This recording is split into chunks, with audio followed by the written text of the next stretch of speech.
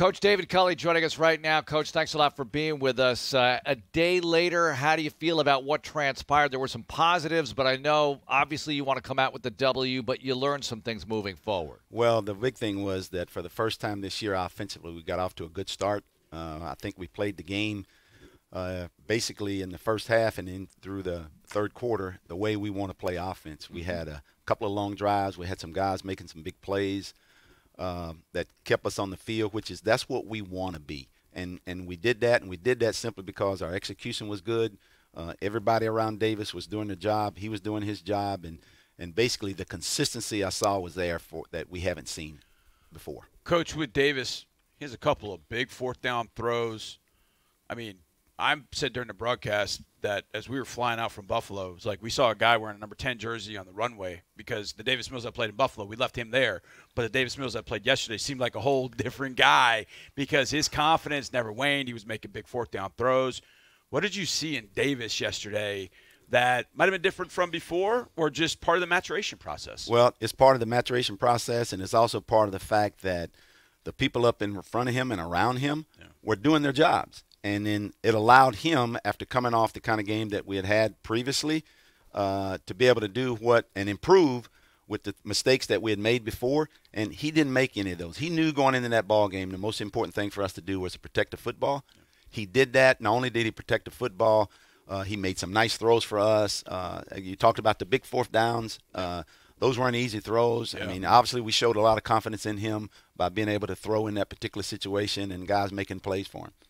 All right, the throw to Chris Moore. We'll talk about his whole performance in a moment, but that 67-yarder, a lot of guys aren't going to make that throw. There was a little bit of traffic there, some coverage, but you give your receiver a chance, right? And is that the kind of thing you want to see? You had one to Cooks in the opening game against Jacksonville, sort of a similar situation. Exactly right.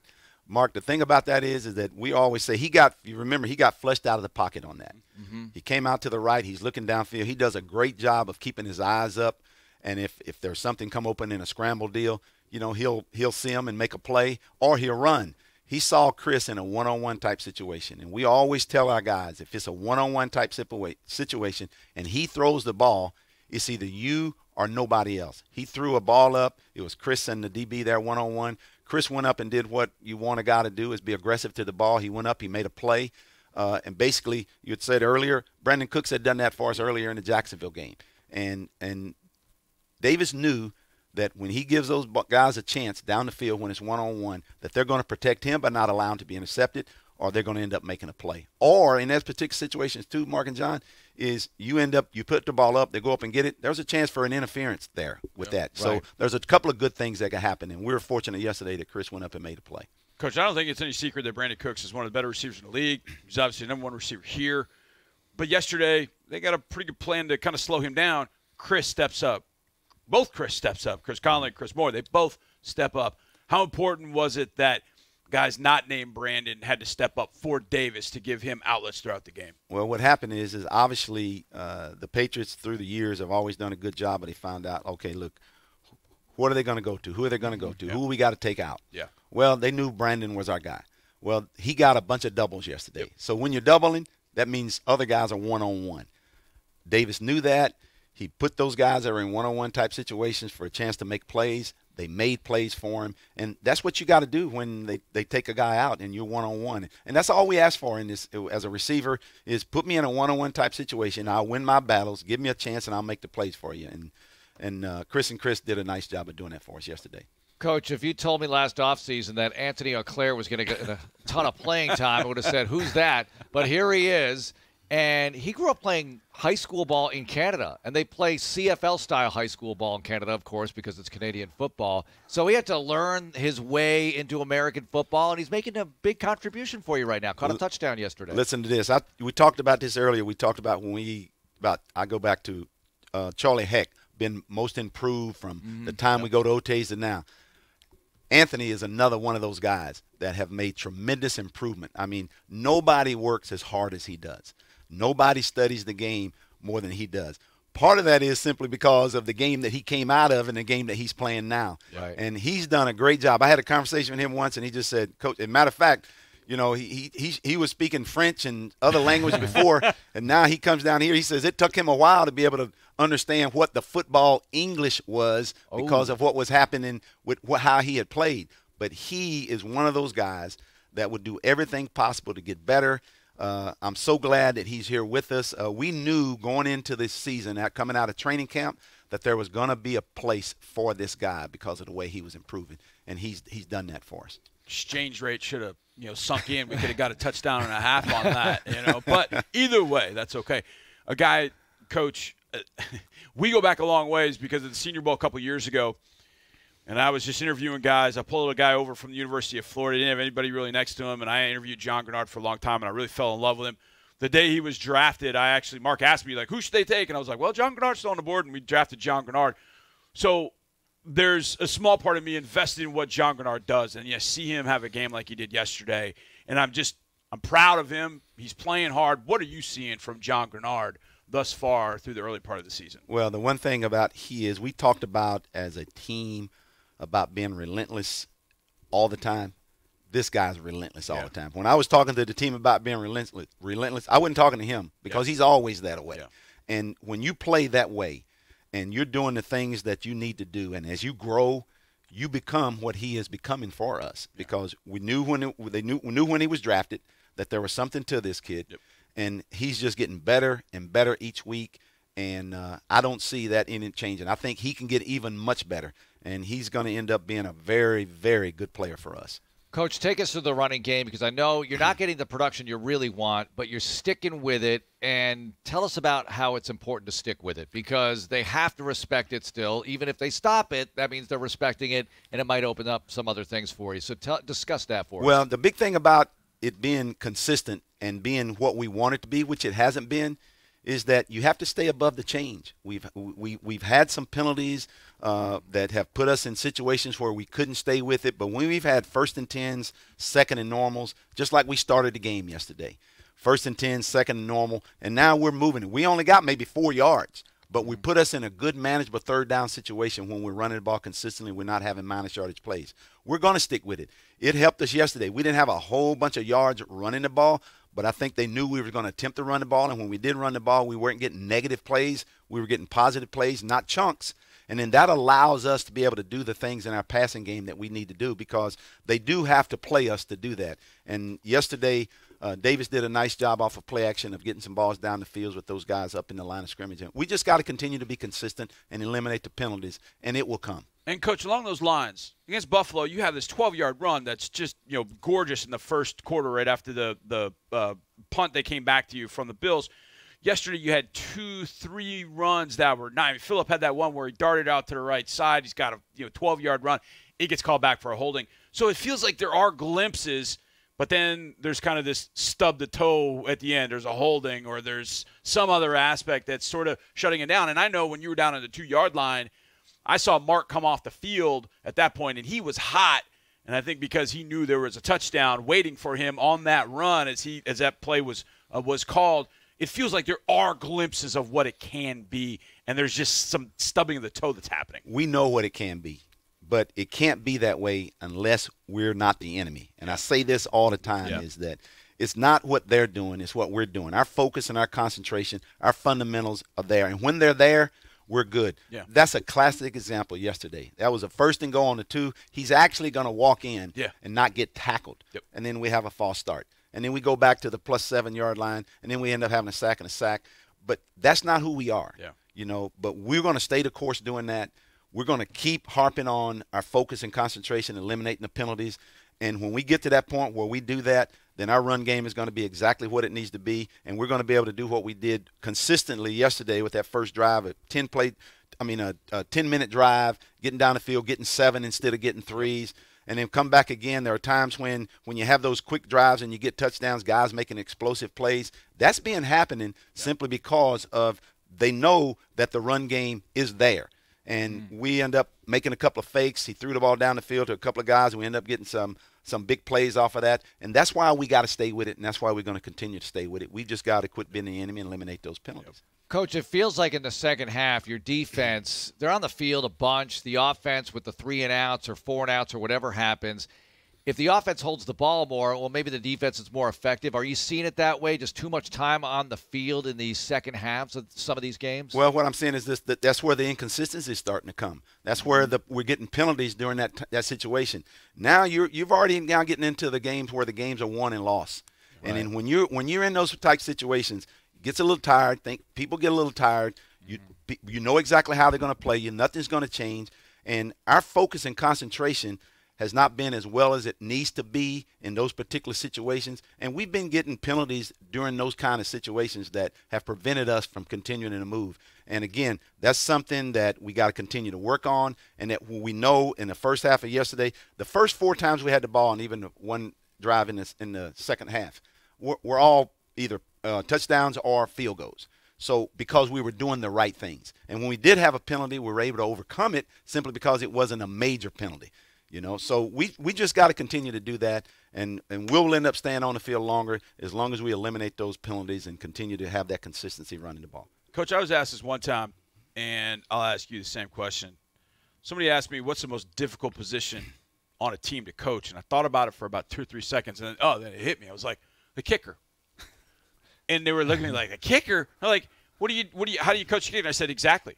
How do you coach a kicker? Because it feels like it's probably the one position on the field that mentally is a lot like playing golf. It's like being a golfer. It's like you hit one shot, good, one shot, oh, man, okay, how do I correct that? How tough is it to coach a kicker? And when a kicker does struggle like Jaime did yesterday, how, as a coach, do you sort of help him through that? Well, we help him through it. Well, first of all, more than anything, the psyche is the big thing with those kickers. It's not so much they know fundamentally how they need to be and what they need to do. They have a routine. Yeah. And they're very, very careful about getting off of that routine. Yeah. And basically, obviously, he'd been out for a while. He came back. He didn't kick it all in the Buffalo game, but he came back this week, and there was just a couple of little things that were off. Yeah. Well, it's really easy to correct that when you look at the video and you look and you see what he did. Why did he miss this? It's just a little minute thing here or there. Why did he kick the ball out of bounds on the kickoff? Yeah. Well, it had something to do with the same thing. He had just missed an extra point. Yeah. So he didn't get the chance to come to the sideline to be able to talk about and look at what happened. Yeah. He had to go back immediately. He did the same thing on that kickoff that he did on missing the extra point. Yeah. So once he came back, he got that done. He got that corrected. He ended up missing another extra point, but he knew exactly why he missed it. Yeah. And so that's why later on when he came back and he got the field goal for us, and that's also why I gave him an opportunity to kick the field goal in the end, because I knew he's our kicker. And the only way to get them out of that is for them to kick. And he won't have a problem. He's very strong-minded. He has a routine. He knows what needs to do. When he comes back and watches the video and sees the little things that needs to be done, and you correct it, and it gets him back on track. Well, you mentioned the Cameron Johnston situation, that he's made that play in practice. You practiced that situation, just didn't work out in the game. Again, your point about execution. Well, the point there was, again, we had done it 3 times in practice, Marc, John, and it had worked well. Yeah. We came back. Initially when the play happened, I thought that we had penetration because there was some penetration there, but that wasn't what happened. What happened was when Cam went to kick it, he kicked it off the inside of his foot instead of the top of his foot, and that's why the ball went left, and it looked like it was penetration. It wasn't. He just missed the ball when he dropped the ball. It had nothing to do with protection. It had something to do with him. At that point, unfortunately, he did not kick the ball like he needed to kick the ball. Coach, the defense yesterday, Lonnie gets the takeaway, but the bigger one was Terrence Mitchell. And I think as a coach, you always think about, okay, is our message getting through? And I feel like that turnover might have been the one where you knew, okay, our message is getting through. Because I know Lovie has talked to those guys about, we want 20 hits on the ball. We want 20 punch-outs of the ball. And Terrence, it looks like Damian Harris is going to walk in, and Terrence just runs over there, punches it out, saves a touchdown. A, such a big play, but B, the defensive message of you go punch the ball out whenever you have the opportunity. Terrence obviously did that and saved a touchdown doing it. We practice that every day. Yeah. It's helped us offensively do the same thing because they do it with us. But that's who we are. That's how we play. Yep. And the thing that we want to do is we want to continue to do that. And basically, other than that, the big thing we got to do is we got to continue to do the things, the right things. I'm talking about from the back end of just being in the right place, doing our job, and not giving up the big plays that we give up at times to keep drives alive. And then basically if we just do those things and we keep doing what we're doing, the turnovers are always going to come. You see it. We've been very consistent with doing that. We just got to be more consistent in making sure that we don't give up the explosive plays that they're starting to get on us a little bit. Coach, on the kickoff returns, does Andre have a sort of green light if he's 2 yards deep to bring it out if he sees it, or how do you handle that? Is that predetermined? It's predetermined each week, Mark, by the kicker that we're kicking. A lot of times in this league, they will kick the ball and make you bring it out. They're not going to kick it too far in there because obviously when it's a touchback, you're getting the ball on the 25. That's pretty good field position. So they kick it short, and if they feel like they've got a good coverage team, they're going to make you return it. But it's game by game, depending who the kicker is and how high he kicks the ball and his hang time. If he's one of those kickers that is not hanging very high and he kicks at the ball 4 or 5 yards deep in the end zone, he has the green light to bring it out. But for the most part, we know going in exactly what we're going to do on those kind of things, and our players understand that also. Coach, speaking of week to week, week 6, Indianapolis Colts up in their building. You've been there. You've seen them. Be an interesting game tonight. One of your former teams taking on the Colts. I would imagine you'll be watching that pretty closely, but 35,000-foot view of the Colts heading into this one. What are your thoughts? Well, obviously, the first thing is a divisional game. Obviously, we know them. We know who they are. They know us. The thing we'll play them twice. Basically, we're just going to go in today, tomorrow, correct the things that we need to correct. We'll get a good look at them today when we view the video. We'll get the game after tomorrow from the game tonight. We'll look at it. They're not going to change much. We know who they are. They know who we are, and we're just gonna get ready to go and be better more with what we're doing and not so much about with them. Along those lines, tonight they play the Ravens, and we all know the Ravens are a little different offensively than what you guys are. So when you face an opponent like that, how much stock do you put in? Well, here's what they did against the Ravens, albeit they may not play that because we're not going to run some of the stuff that Lamar and the Ravens offense can run.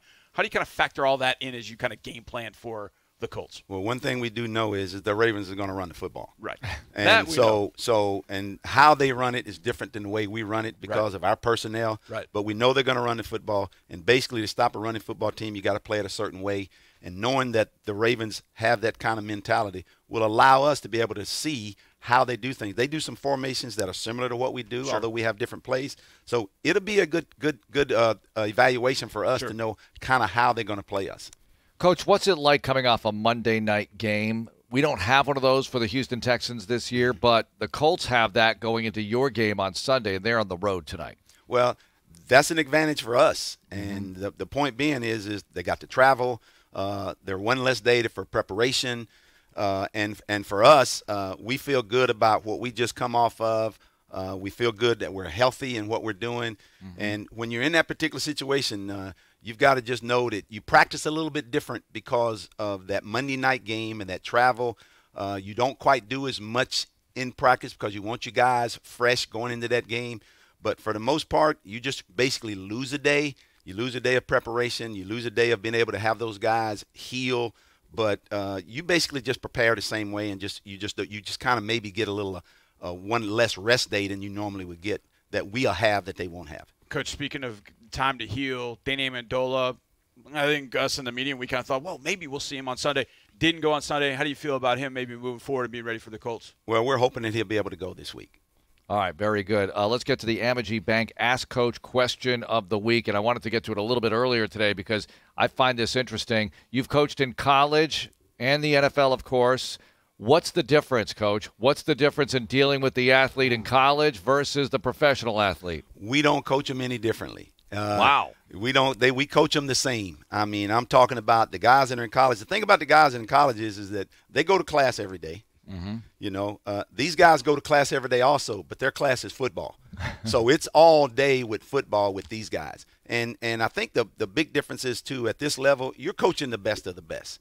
And at this level right here, when you're coaching these guys and you're teaching these guys, they want to be able to go out and be the best that they can be.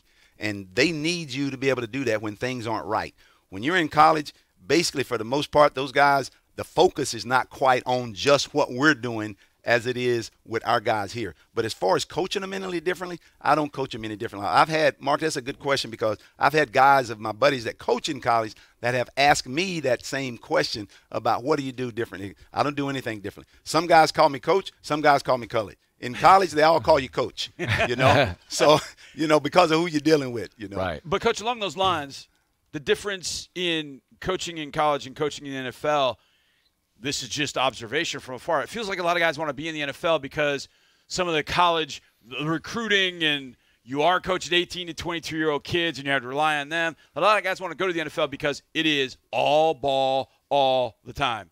Is that sort of true for you? Is that why you wanted to be in the NFL? What was kind of your thoughts about staying in the NFL as opposed to maybe at one point going back to college? Well, here's the big thing about that is my first year in the NFL was the Tampa Bay Buccaneers. Sam White was the head coach. And I'd been 16 years to that point in college football. Yeah. And during when the season is over in college football, back when I was coaching in college football, 5 days a week you went on the road. Yeah. And then you came back for recruiting dinners on the weekend. Mm-hmm. When I first got into the NFL, the thing about the off season is that it's like a 9-to-5 job. You're not like going on the road. You're home every day. Yeah. I used to come home, and my wife would say to me, "What you doing home?" I says, you know, because she's used to me being on the road or being gone, right? Yeah. Well, here I says, "Well, how come you're not coaching?" Well, you know, I don't have to go recruiting. Yeah. You know, but the big thing about that is at this level, when you're coaching guys here, during the off season, the big thing is from here in college is that when you got them here, you can still coach ball. Yeah. You know, it's all ball all the time. Yeah. And for those guys that you're coaching, it's all ball all the time. And that just makes it so much easier for you to be able to do what you need to do and to teach those guys, because there is no distraction from that standpoint. Yeah. You know, so that's the big thing that I felt like was the difference is that it's all ball all the time. I mean, you're not going to worry about Davis Mills, you know, great in geometry, are you? I mean, you don't have to worry about that. No, right? not at all. I worry about him protecting that football all the time. Even at Stanford, you didn't have to worry about that. But your first job was Austin Peay, right? Coaching Austin Peay running State backs? University. Was I was it? coaching running backs. All right, so what was that like being a young man? You're still a very young man, just freshly out of college, yet you're the coach or one of the coaches. Well, the big thing was that I was coaching guys that didn't know that I was a young guy at that time. You know, I came there and I was just fresh out of college. You know, not much older than some of those guys that I'm coaching. But we've seen the pictures, Coach. Did you still have the hair? Did you still? I had a fro. It was unbelievable. As a matter of fact, people were scared sometimes when I came around. You know, I had a pick up in the top of it, and basically they thought it was a weapon, but it wasn't a weapon. It was just a pick that had a fisk on it, just what people wore at that time. Sure. To pick out my hair. But no, I mean, when I first got into coaching, the big thing was this teaching. Yeah. And, you know, when I came to this level, after 16 years in college, it was still teaching. But it was just teaching all the time. When you get in that role, when you're a player, there's always this one thing. You see a coach or you hear a coach and you're like, when I'm a coach, I will never do that. It's like being a parent. Yeah, I'll never do that when I become a parent. Then you become a parent or you become a coach, and like you do the exact same thing. What was that thing when you were coming out of college before you got into coaching? You're like, I'm going to make sure that I don't do that as I become a coach. Well, very fortunate for me, my first job at Austin Peay State University, I was around some coaches that had been in coaching for a long time. Yeah. And basically, I watched them. Yeah. And they were very good in mentoring me and understanding is that first thing they tell you is this: you're not a player anymore. You know, you're a coach. Yeah. I was just fresh out of being a player, but you are a coach. Now you got to teach them. Yeah. You know, when they want an answer or when there's a problem, they want you to help them solve that problem. And the one thing I learned quickly is that you need to know your job. You need to know exactly what you're doing. And when you give them an answer or they have a question, it better be the right answer. Talking about, you said, I'd never, you know, when you say, well, I say all this, I'd never do that. Well, I've made some mistakes early. I made some mistakes early by saying, well, I think you need to do this. Well, that was the first mistake. Yeah. Is when they ask you a question, you better know exactly what to give them. And when you give them that, then they'll do anything you want done, and you can get done as a coach what you needed to get done to get them to come better, which is what my job is. Yeah. More fun to coach, running backs or wide receivers? Well, I tell you this: if you're on a football team that's throwing the ball every down, wide receivers. If you're in college, which everybody throws the ball, if you're on a football team that's got some balance, the running backs because they're less vocal about things than what the wide receivers are, you know. Okay. And again, the big thing about that too is, Mark and John, is that, you know, those guys will whine and talk, and I've had a bunch of them. But the reason they do that is because they always have that mentality to that you're not going to touch the ball a bunch, but when you do touch it, it's very critical and it's important. And they always feel like, well, if you gave it to me more, we'd be a better football team. So what happens is when you do give it to them and they're making the plays, they got a point. But when you give it to them and they're not making the plays, then you understand, well, this is why you don't get the ball. Okay. Did you ever have a situation with a player in some sense that was, and he's kind of chirping it like, give me the ball. I want the ball. And then he goes out, and maybe he wasn't a guy that got the ball, but he got the ball a lot. He came over and you're like, see, told you. You should have been giving me the ball. Did you ever have an instance like that? Well, here's what happens is the only time that's going to happen is when they're doing the other job first. Yeah. That means that when we're running the ball, you better be blocking. Yeah. That Right. if things are being done, whatever your responsibility is, you do that. And I'm going to tell you a classic saying I got from a high school coach from here in Texas. It was in East Texas, up in Marshall. And I can't remember his name now, but I was recruiting. And he came and he said, we was talking about just football players and evaluating. And there was a kid there, and he says, Coach, this kid's a football player. I says, what position he plays? He says, Coach, he's a football player. He says, it doesn't matter what position he's played. Yeah. He says, you give me a guy that's a wide receiver or you give me a guy that's a running back, and they tell me that they're a running back or they're a wide receiver, I'm not really sure that's a football player. A football player has to run, has to block, has to tackle. It's the same thing with wide receivers. Same thing with the quarterback. Yep. You're a football player first. And when you're a football player first, as opposed to being a position guy, the saying I ended up carrying with me was when the guys asked me, I says, look, you're not a wide receiver. You're a football player first who happens to play wide receiver. And your job is the same as anybody else when it comes to if a guy throws an interception, you now become a defensive back or defender and you got to play. If he throws the ball up and it's not yours, you got to be able to go up and get it and knock that ball down, and now you got to be a defensive back again. So I've always carried that, and I've always felt like when you're coaching skill positions, when guys understand that, they're going to always do the little things which will help them become better at being able to catch the ball, run the ball, and do the things that they want to do at their position. I feel like Terrell Owens, that conversation was had in a room with T.O. a few times. Well, I say that, but here's the thing about that, and I tell people this all the time. He blocked his butt off. Well, not only that, is the thing about it is you talked about T.O. The guy I coached was Terrell Owens. Yeah. T.O. was that guy that you saw on TV. Yeah. In practice, Terrell Owens was the best practice player I've ever been around.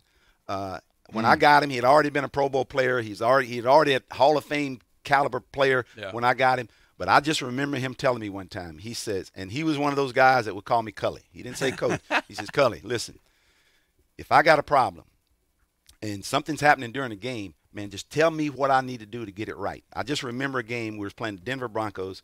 Champ Bailey was a defensive back. Yep.